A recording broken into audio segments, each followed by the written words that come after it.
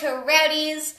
I'm still getting myself ready here. Welcome to Friday Live with Sierra. Today, I wanted to talk about something that I have been finding very relevant to talking with Trouties and girlfriends this week. So I thought it would be nice to have a little video about this. We are going to talk about handling wins and losses. I want to give like 5 ways to handle a loss and 5 ways to celebrate a win, mainly the small ones, because I feel like it's those small wins that are really important to acknowledge and celebrate that we end up overlooking. And today I'm going to talk about that. At the end of the video, I have a bunch of Manic, Trout housekeeping, shall we say, some like behind the scenes information so you know what's going on, as that's one of my favorite parts about going live. But first, let's talk about handling those wins and losses. So for those of you that don't know me, my name is Sierra Bailey. I am the designer and the maker and the everythinger here at Manic Trout, which is a jewelry company that is based online, and I live in Austin, Texas. So I'm live out of Austin every Friday from my studio at 1 p.m. Central, and I come to you with anything from style advice. I like to talk about goals and the behind the scenes of the business, things like that. And I, of course, show you jewelry and things from the collection. All right, so let's talk a little bit about wins and losses. You know, this is an interesting time of year. If you are watching this live or soon after, because they stay up, it's the end of January. A lot of people, I had a video right around the beginning of the month about resolutions, aka goals. And I think we're at about the time of year when people start feeling a little disappointed that perhaps they already are failing on them, or they are not maybe achieving already, which then sometimes makes people not want to work on something anymore.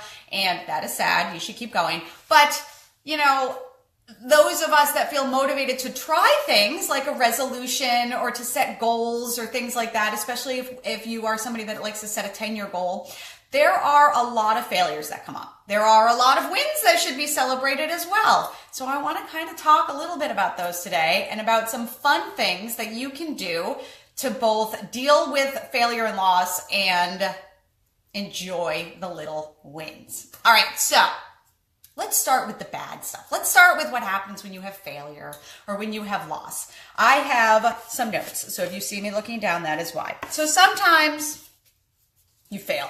And in fact, in life, I think in the US, I think that we grow up thinking that failure is bad. I think that I actually put a quote up on the Facebook page recently that I have it actually posted on one of my inspiration boards that said girls are taught to be perfect and boys are taught to be brave. So stop trying to be perfect, because in reality, failure is essential for growth. Be it personal growth, be it business growth. If you want to do great things in life, you have to fail. Because if you are not failing, then you are not trying for things that scare you, or for things that are hard, or for things that you don't know what to do. And all of those are very important elements for you to succeed in life. So please don't shy away from failure. It's a great thing. Failure is an indicator that you are really succeeding in life because you are trying big things. So the first thing, you know, I was just talking to a Troutie, a girlfriend of mine, and we both work, we do a lot of volunteering together, and we're working on a big project in the nonprofit world. And, you know, like with anything, you kind of hit roadblocks and things like that. She was feeling it. I have been feeling it kind of in the past week, just for some, you know, on a few different levels. We're dealing with some stuff family-wise, so both of us were kind of like mopey. And in these situations, I usually become obnoxiously positive because I'm a stoic realist most of the time. But when I actually when all the bad stuff starts to happen, I get insanely positive because it's really important to get out of it. You can't stay down in that little dwelling area. So it made me think about, you know, what do you need to do after a failure? Like, you need to, number one, what is the most important thing to do if you have a failure? You need to make it not personal. Because the number one thing that I felt that really resonated with my girlfriend when I was talking to her, I was like, this isn't about you. And she was like, thank you for saying that. And I'm like, why are you even thinking it's about you? Like, this has nothing to do with you. And as an outsider of her dealing with things in life, I was really surprised to be like, why would you even think it's about you? But those of us that are in it, it's often like, oh my God, I'm a failure. I'm a horrible person. No, you are not a failure. This situation just happened to fail, and that's okay. So the number one thing you need to do is to not feel like a failure. I have a story about Manic Trout that I'm going to tie into this in a moment, so to kind of illustrate it after I go through this, so you'll get a little behind the scenes as well on kind of like business ownership.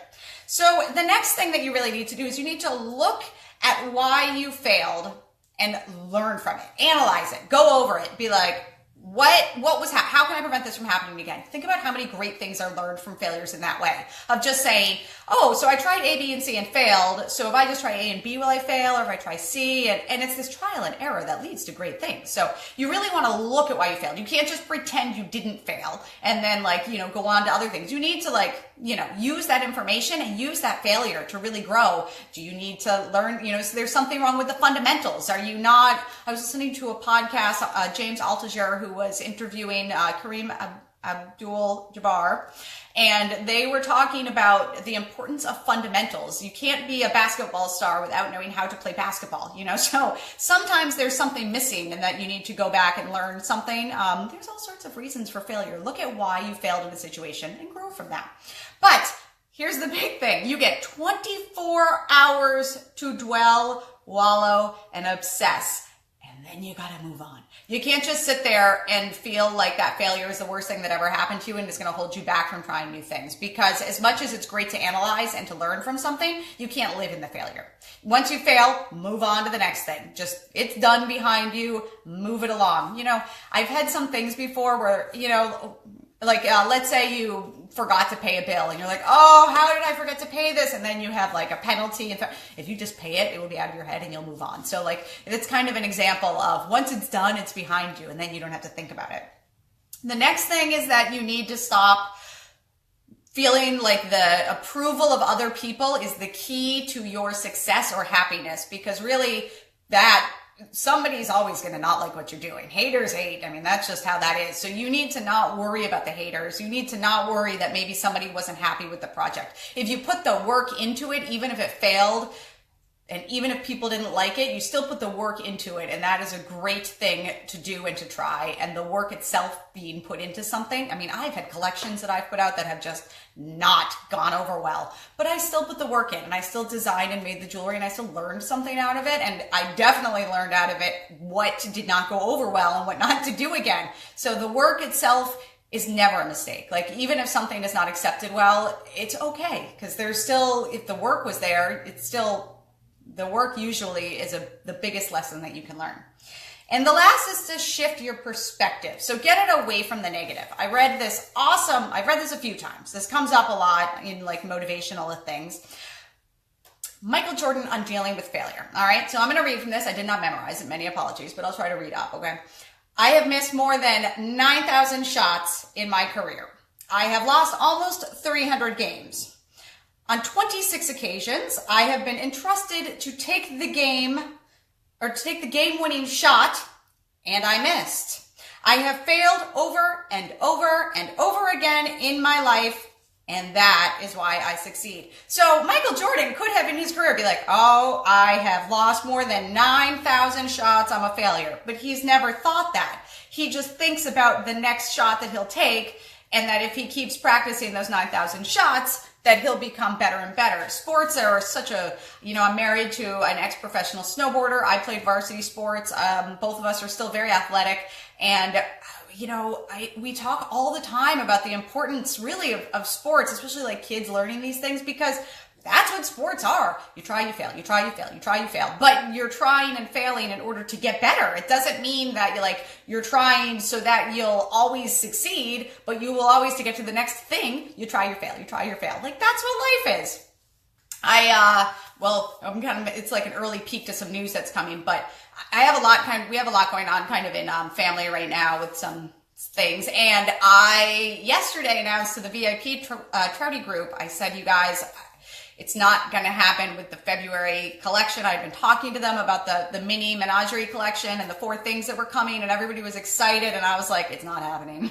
Like, I usually can work through, I've had videos that I've done about like the muse and designing and things like that, and usually I can power through, and I reached a point where there was no powering through. Like, and I kind of had to accept that, like, this was a fail. Like, February collection, not working. Anything that I was trying to create, it was not happening. So I reached out, and I will be explaining this in a little bit more to you guys, and said, I'm so sorry, but this is like, I don't want to put out something that's not good. So I kind of had to learn from that. Like, I had to learn and accept, and everybody, Trouties are awesome. You guys understand. We're like, don't worry about it. It's jewelry. Like, it's not, it's not like I promised that I'd have, even then, like, let's say there was a vaccine coming out and you missed the deadline. It happens. Just because you don't make it, it doesn't mean like life is ending. I also, it's jewelry, it's first world problems, but still, like, there are things, we all fail. It happens. But we also, if you keep trying, have wins. So that's what I want to talk about now on the more positive side of this. Although I really think that dealing with failure is a very positive thing. But let's celebrate some wins. So for most of us that are type A overachievers, you never feel like you win. You never feel like you succeed, because every single time you reach a goal, you're like, oh, but now I have this other goal, and now that one, did that even happen? I don't know. I'm just, moving on from that and moving to the next. I'm going to quickly pause and say, hello, Barbara. Thank you for watching today. So if you have popped in the middle, know that these do stay up on Facebook, so you can go back and see the beginning, but you're right in time to hear how to celebrate those little wins. So especially those of us that are never satisfied, we have to learn to take the time to say, like, good job, me, I did it. Again, this is why in the losses, I talked about that approval of others. You're the one that you're worried about the approval. All right, one of the most important things that you can do, and this is such a part of goal setting, is just tell your friends and family. Like, if you're really proud of something that you did, or even if you're not proud of it, but you're like, I set out to do this thing and I did it. Like, let's say for this year, we've talked in the goals video about doing like 12 mini resolutions so that you have like 1 month to establish or get on the way to establishing a habit. It's almost the end of the month. Have you done something all month long? Like, you don't have to wait till the end of the year to celebrate it. That's awesome. Like, call your friend and be like, hey, I said I was going to go to the gym this month, at least for, 2 days a week, and I did it. Like, that's awesome. And you should definitely celebrate with your friends and family, because that's a special thing to do.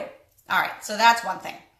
The next is the jar of awesome. Do you know about the jar of awesome?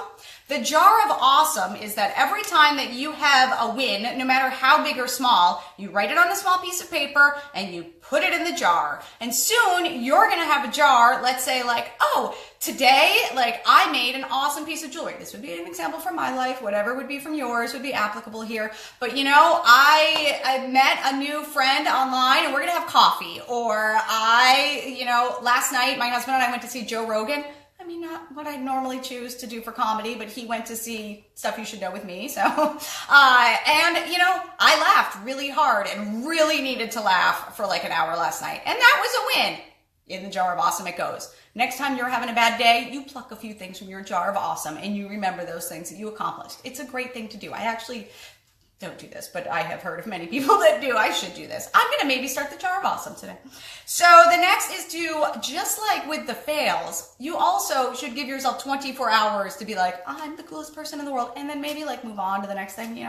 Another great suggestion I've heard is to give yourself 24 hours of not worrying about your goals. So like, if you really accomplish something that you're proud of, give yourself 24 hours off, because we all know that we can need some time. There's a thing in, I can't remember the name of her, the woman who wrote The Artist's Way, where like the morning pages whole theory comes from, and she talks about having artist dates. And if you're anybody can do this with anything, but her thing is, if you're a creative person, once a week take yourself somewhere for like 2 hours that really inspires you, like a museum or an art store, whatever you want.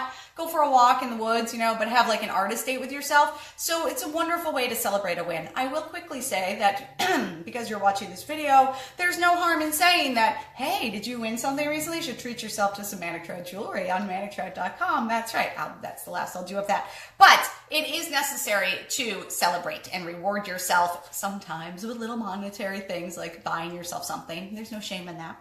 Now, the other thing is that if you win, just like with those losses, you want to reflect on this, and you want to sometimes like look back. Sometimes, like if I'm in a really slow season, I'm going to read this now from Barbara. So for those of you that are not watching live, Barbara does an awesome thing. She sets aside an hour on Sundays to work on her projects, and it makes her happy. And I love this because it's a way of rewarding yourself constantly, like every week, like, hey, if I do all the things I'm supposed to, I get an hour on Sunday to do whatever I want. I don't have to worry about, the laundry, the project that I have overdue, I just get an hour to myself. And self-care is so key, which is why celebrating wins is good. What are you going to do? Just make yourself work all the time and never, say you're such a good person? If it were you looking at your friend doing that, you'd be like, honey, take some time for yourself. Like, you deserve it. So I love that, Barbara. You keep that up. I'm sure you will. You don't need, of course, as we learned from the losses, you don't need me to tell you that. But when you reflect on your successes, it sometimes makes you see things like added up as you've come along, especially like those 10-year goal things that you're working on. Sometimes you're in the thick of it and you feel like you have been getting nowhere with it. You maybe are accomplishing these little things along the way, though, that are really making headway. So you need to celebrate those. It's such an important thing to do. I have read about a success journal. I do morning pages in the morning, so I do sometimes these come up. I haven't thought to do a success journal, but this is really wonderful, especially if you're like in the middle of, let's say you're like doing the fundamentals. Like, let's say you're like in like med school and you are on the path to becoming like, a surgeon. Keeping a success journal as you go might like keep you like getting through those really long hours or things like that. Or, let's say like you are, freshman year of college and not knowing when it's, feeling like you're not accomplishing anything of what you want to do by taking all of like the early classes. If you start to like write down the little things that you're doing, or entry-level job, or, if you're transitioning mid-career, I know, I turned 40 this past year and have had all sorts of like, am I doing what I want to do for the next 20, 40 years? I don't know. Like, do I want to do something else? I know this comes up a lot for those of us in our 40s. And if you're transitioning, you sometimes have to start over at the beginning or have two things happening at once as you establish a new career. So something like a success journal is wonderful so that you can kind of like let yourself feel like you're doing things along the way, because it feels like a long path going from like, I'm in this one job and I want to be in a job absolutely unrelated. It's going to take a lot of work to get there. So sometimes you got to like be like, am I getting there? Am I getting there? What am I doing? So that's a success journal is a wonderful idea for something like that. Now this I love. This comes up all the time when you like start like looking into things like this, and it's hold something ransom.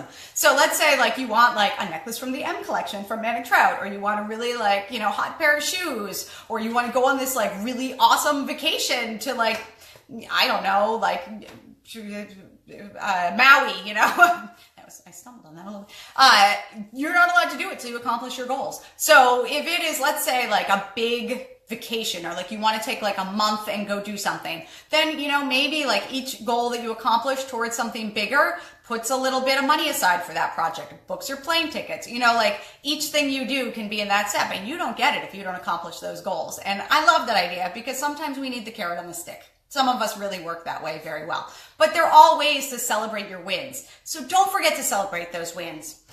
And I also want to give another lovely motivational quote on that one. And it kind of combines the two, because I talked a lot about in the goal setting video about how like sometimes it's the little things that add up. Like when you're working towards something big, it's the repetition of the little habits that really add up to a big goal. So if you have not heard this quote, it is from Bruce Lee.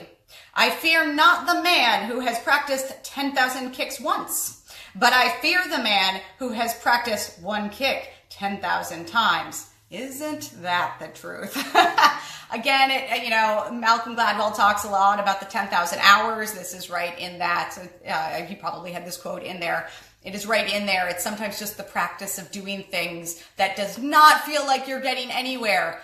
But at the end of a journey, you have done something 10,000 times, and it really adds up, and it really makes you a master in that area. So it's important to really celebrate the progress as you go along and as you're trying to, reach those things, especially for those of us that you accomplish a goal and then you're like, but I want to do that now. And then, like I said earlier, did that the first one ever happen? You have to make sure that you celebrate that the first one ever happened. It's very key to do. So that, my Treadies, is how you can handle your wins and losses. Now, we're going to shift gears a little bit, and I'm going to give you some Manic Trout news, because if you're watching this video, you're on Facebook, and you probably saw the announcement that was made about the change in algorithms. And if you are not a business, I think your viewing experience will only get better, because I don't know about you, but I kind of am getting frustrated when I log into Facebook and my feed is like all random video, meme, clickbait thingies, and not much of my friends and family. I also, though, really love to follow some of my favorite brands, especially the smaller ones. And those of us that are in that genre kind of will get hurt by the changes in the algorithm. So I want to give you a couple, I'm holding the wrong piece of paper. I want to give you a couple of tips for the algorithm change and how it may enhance your experience as a Facebook user, as a person, not a business. So the first one is that if you are following a business like Manic Trout and you want to make sure that you still see things that come up, that's awesome. I really appreciate it. But know that there are about 30 of these possible. So if you go to your favorite page and you go to, like at the top of it, the follow, and you click on it, a drop down pops up and there's actually something that says see first. And I think you can do this for your friends too, but with an unlimited number. So if you want to make sure, you can pick up to like 30 that you can put in there. So if you have like a band that you follow, or like with me, with Manic Trout, go right to that following and just select the see first people, and then they'll still come up in your feed. It's a great workaround with it. All right, the next change is that I've been posting 3 times a day, but I'm going to reduce it to 2 times a day, because the morning posts don't seem to get much engagement, and that Facebook yells at us. So you may see a little less from Manic Trout. And if you're still seeing like 2 posts a day, then you're seeing like what you want to see. But know that probably a lot of companies are going to do that. We're going to reduce a little bit. I hope that we all reduce and put like better quality content so that you still want to see what we see. But that also brings me to 2 things. One, the Manic Trout Mondays posts are going to be on Instagram only from now on, because nobody likes them. And so if you have sent me pictures of you and Manic Trout, check out the Instagram page, which is also at Manic Trout, to see if on Mondays you're included. It's a fun thing. I love it. I love to show pictures of y'all looking happy in your Manic Trout. And 2, if you enter the weekly contest on Wednesdays, you may have noticed this week that there was a little prompt where I actually asked you a question. And I said, how would you want to wear, this necklace, or where would you wear it? That kind of question. And I loved reading everybody's responses. It was really cool to see. But I'll probably have something like that each week, because I'm not allowed to ask you to comment I am allowed, but I get kind of they don't like that. So if you see little changes like that, just know I'm just trying to make it so that we're all having a nice Facebook experience. But I love connecting with everybody on Facebook. So if you love Manic Trout and or other pages, just make sure that you're commenting every now and again on the posts. I'm trying to start more conversations with them, but that is the easiest way to just make sure that pages are staying relevant for you, so that you can still see all of the things you want. I know a lot of my friends were disappointed because they're like, but that's where I see the behind the scenes of everything. So just comment, engage. You'll still see, a lot of people. They're just trying to weed out the people that post 30 times a day with clickbait. It's just not nice. All right, so that was my news. And I will not have the February pieces, as I alluded to earlier, because of there's just a lot going on right now, and they weren't coming out well. But I will, of course, have the spring summer 2018 collection in March, as I always do. Those are the important collections for me. The other ones are more fun, the menagerie. But so I wanted you to know that. It was a fail. But that's okay, because I learned from it, and it's okay. I had to tell myself that. I'm still in my 24-hour period of being sad about that. I have an hour left, so there you go. All right, so Barbara has told me that she has a mason jar that she fills up with change, and there's no other reason than watching the jar fill up. You know what? That is so awesome, Barbara. And, the reason why that's awesome is because it perfectly illustrates how I was talking about those little things that add up. You're literally, thank you, Adam, that is my husband who's commenting. You're literally showing that the little things add up, and you're watching that mason jar fill up. It's basically like saying, if I do something every day, I watch the progress of it. Like, that's great.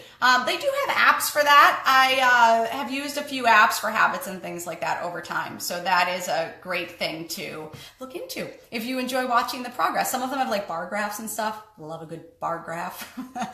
All right, Trouties, I hope you enjoyed today talking about the goals and well, not really goals, but it is, somehow related to goals. Talking about how you can celebrate your little wins. You can deal wonderfully with those failures and losses and learn from them, and it's so important to do.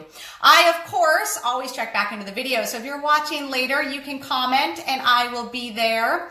I go live every Friday at 1 p.m. Central from right here in my studio in Austin. I am Manic Trout on Facebook. If you're not following along already, make sure you click right on an image similar to that. On Instagram, Twitter, and Pinterest, I'm also Manic Trout, and I look forward to connecting with you. All right, Trouties, have a fantastic week. I will see you next Friday.